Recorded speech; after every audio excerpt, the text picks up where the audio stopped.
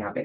तो यहाँ पे अपन एक क्वेश्चन लिखते हैं। मान लो तुमको दे रखा है इंट, और तुमको इंटीजर में नम1 वैल्यू दे रखी है जो कि है 6, राइट। एक तुमको दे रखा है इंट num2 वैल्यू दे रखी है जो कि तुम्हारी कितनी है 7। अब तुमको अगर बोला जाए कि भाई इसका सम निकाल, तो सम निकालने के चार तरीके होते हैं, ठीक है। सबसे पहले तो पहला तरीका तो देखो ये होता है कि तुमने मान लो यहाँ पे इंट सम डिफाइन कर दिया, और सम के अंदर तुमने बोला कि भाई नम1 ले लो और नम1 प्लस नम2 कर दो, ठीक है। एक तरीका हो गया ये। और जब तुम इसको प्रिंट करवाओगे ना, प्रिंट एफ में अगर तुम लिखोगे परसेंट, लिखो सम, अच्छा एक तो वैसे करके करते हैं ना। प्रिंट एफ में तुम यहाँ पे क्या लिखोगे, the sum of percent d and percent d is is percent d. और यहाँ पर तुम पहले पहले परसेंट डी का मतलब क्या है, पहला परसेंट डी है तुम्हारा नम1, ओके। दूसरा परसेंट डी है तुम्हारा नम2, और तीसरे में तुम्हारा क्या आ जाएगा, सब, राइट। तो एक तरीका तो इसका ये होता है, तो एक तरीका होता है इसका ये वाला। तो ओके नेक्स्ट, यहाँ पर सम करना है, ठीक है। ओके देखो ये आ गया, the sum of 6 and 7 is 30, ठीक है। एक तरीका होता है इसका ये वाला। अब इसका दूसरा तरीका देखो क्या होता है कि तुमने मान लो यहाँ पे सबसे पहले सम को एक डब्बे में स्टोर करवा दिया, ठीक है, एक वेरिएबल में स्टोर करवा दिया। अब तुम सम को यहाँ पर भी डिफाइन कर सकते हो, सम बराबर में तुम लिख सकते हो बाय नम1 प्लस नम2, ठीक है। एक तरीका होता है ये वाला, तो तुम इसको ऐसे भी करके कर सकते हो। तो देखो यहाँ देखो, the sum of 6 and 7 is 30। अच्छा एक तरीका होता है, एक तरीका क्या होता है, हम्म, एक तरीका होता है तुम इसको यहाँ पर डिफाइन कर दो, नम1 प्लस नम, ठीक है। अगर तुम ऐसे भी करोगे ना, देखो सुनो, क्योंकि अब समझ गए ना तुम, ये पहला वाला परसेंट डी किसको डिनोट कर रहा है, नंबर को, दूसरा वाला परसेंट डी नंबर को, और तीसरा वाला परसेंट डी पूरे इस चीज को डिनोट कर रहे हैं, समझ रहे हो। तो अगर तुम इसको रन करवाओगे, the sum of 6 and 7 is 13। एक तरीका ये होता है कि तुम यहाँ पे सम को एक वेरिएबल ही ना दो, तुम सीधा डायरेक्टली यहाँ पर आकर ये करवा दो। तो इसको तुम करोगे तो भी तुम्हारा, तो इसके चार तरीके होते हैं। तो ये बेसिक सा क्वेश्चन था, ठीक है। अच्छा हाँ, लेकिन सबसे अच्छा तरीका ये होता है, तुम यहाँ पर सीधा देखो इंट सम। देखो दोनों तरीके अच्छे हैं इस पहले वाले, या तो तुम यहाँ पर लिख दो नम1 प्लस नम2, ठीक है। एक तरीका तुम्हारा ये वाला भी अच्छा है, और एक तरीका तुम्हारा ये वाला भी अच्छा है कि तुम यहाँ पर सीधा सम को बाद में डिफाइन कर दो और ऐसे करके करो, ठीक है। तो ये वाला तरीका भी तुम्हारा ठीक है, ओके। बाकी लास्ट दो तरीके मतलब ऐसे ज्यादा प्रेफर मत करना, वही करना, ठीक है, ओके।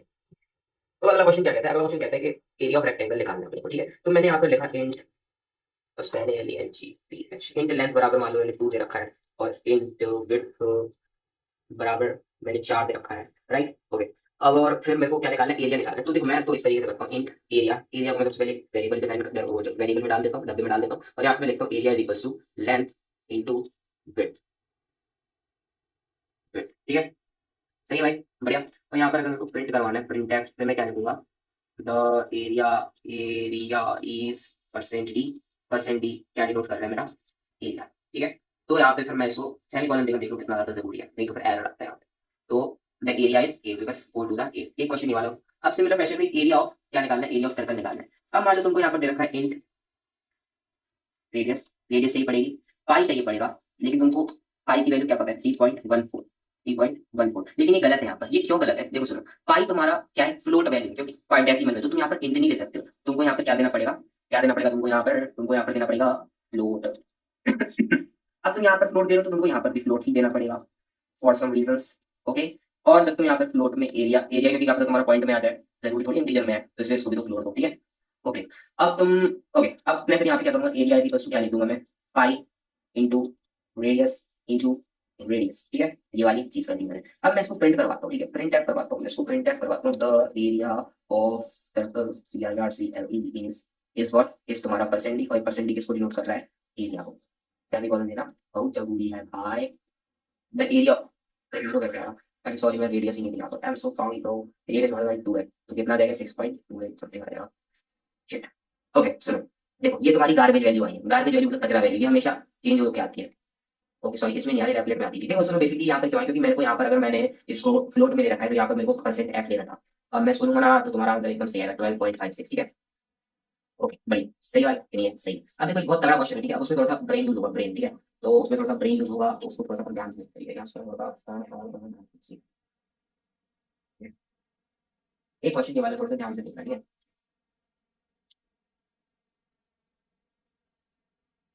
ओके अभी क्या है क्या नहीं, देखो सबसे पहले तुमको मैं एक चीज बताता हूँ, ठीक है। देखो मान लो तुमको कोई दे रखा है इंटीजर के अंदर वैल्यू 1 2 3 4, ठीक है। सॉरी यार, इंटीजर के अंदर तुमको एक नंबर दे रखा है जो कि तुम्हारा 1 2 3 4। ठीक है, ठीक है। अब देखो कोडिंग की दुनिया में क्या होता है, देखो सबसे पहली चीज, अगर तुम मान लो, देखो मैं इस तरह से करवा रहा हूँ, समझ जाना, ठीक है। प्रिंट है, यहाँ पर मैं देता हूँ %d। और अगर मैं इस नंबर को n ले लेते हैं सबसे पहले, परसेंट लिखने में दिक्कत आती है इनको। इस नंबर को अगर मैं 10 से डिवाइड करूंगा, तो तुम्हारे हिसाब से क्या आएगा? तुम्हारे हिसाब से कोई डेसिमल में आएगा ना, है ना? सही बात है या नहीं? क्या एरर दे रहा है? प्रिंट एफ में मैं क्या,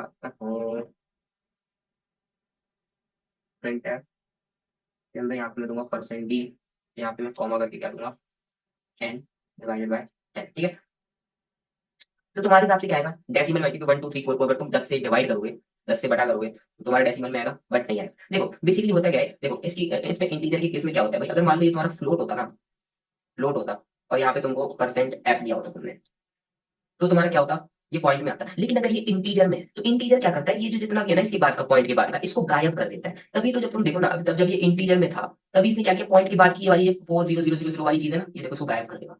1 2 3 आ गया। सबसे पहली चीज ये तुम्हें अपने दिमाग में रखनी है। अब दूसरी चीज तुमको क्या अपने दिमाग में रखनी है, वो चीज मेरी सुनो। देखो अगर तुम्हारे पास कोई नंबर दे रखा है, ठीक है, अगर तुम्हारे पास कोई 1 2 3 4 नंबर दे रखा है, अगर तुम उसको 10 से डिवाइड करते हो ना, तो जो उसका रिमाइंडर बचता है वो उस नंबर की लास्ट डिजिट होती है। देखो सुनो, देखो अब तुमको एक बात बता दो, मैं रिमाइंडर निकालने के लिए तुम्हारे पास क्या मेथड है? कोई मेथड नहीं है, होगा भी तो लेंथी मेथड होगा। कोडिंग में अपने पास रिमाइंडर निकालने के लिए तो एक बढ़िया मेथड होता है, अगर तुम n मॉडुलस 10 करोगे, तो इसका मतलब ये होता है कि n को 10 से डिवाइड करने के बाद इसका रिमाइंडर क्या है। अब देखना इसका रिमाइंडर क्या आएगा, 4।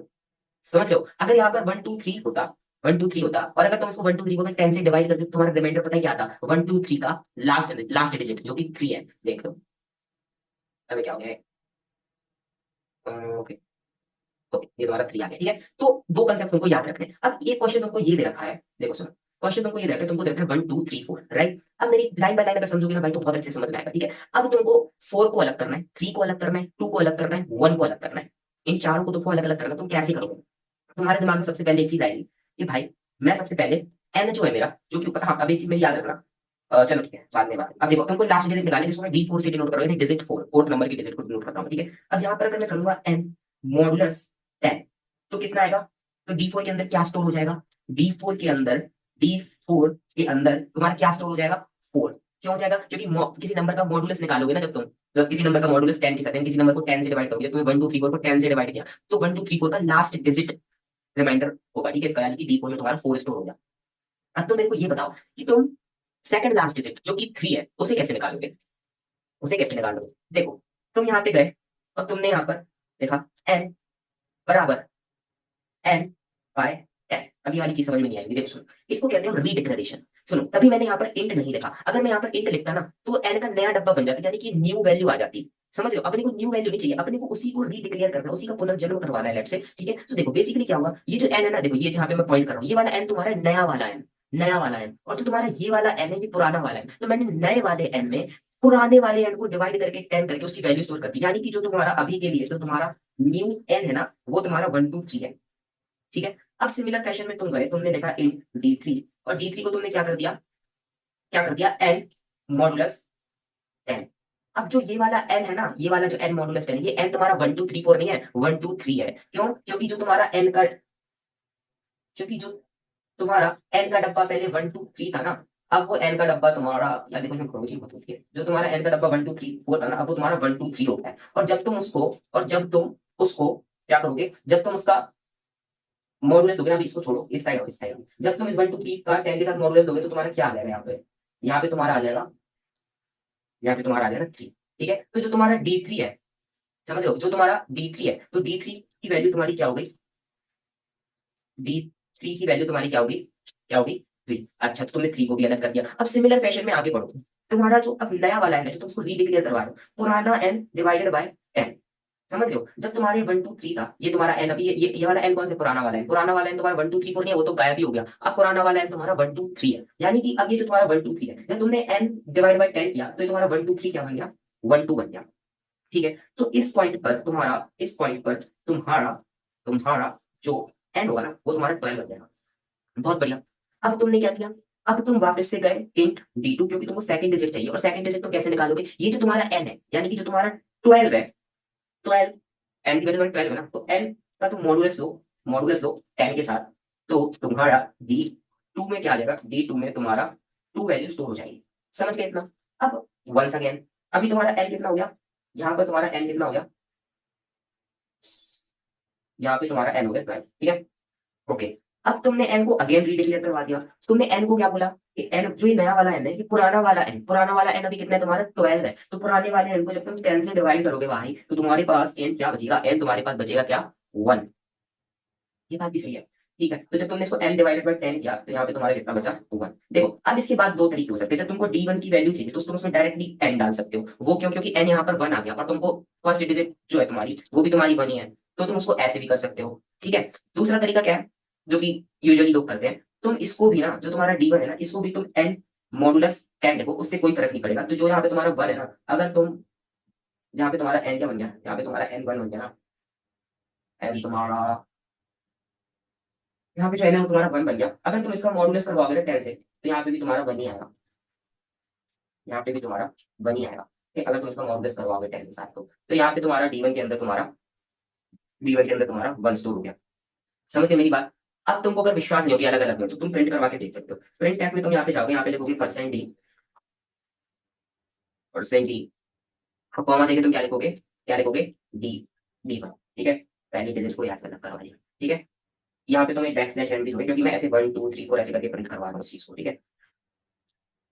यहाँ पे आ जाएगा तुम्हारा d2 एंड यहाँ पे तुम्हारा आ जाएगा d3 और यहाँ पे तुम्हारा आ जाएगा d4, ठीक है। स्प्लिट करवाते हैं। देखो 1 2 3 4 अलग अलग आ गया। हाँ, एक क्वेश्चन इसके अंदर ये भी पूछ सकते हैं कि भाई तुम इसका सम बता दो, तो तुम्हें कुछ नहीं करना, 1 + 2 + 3 + 4 का सम बताना है तुमको, जो कि 10 होता है। तो देखो वो तुम ऐसे करोगे, तुम यहाँ पे लिखोगे sum is equal to d1 plus d2 plus d3 plus d4, right right.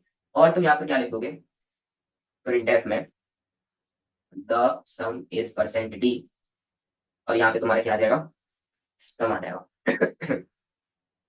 देखो द सम इज 10। तो बस ये वाला क्वेश्चन था। अब इसके बाद की चीजें कल देखते हैं, ठीक है।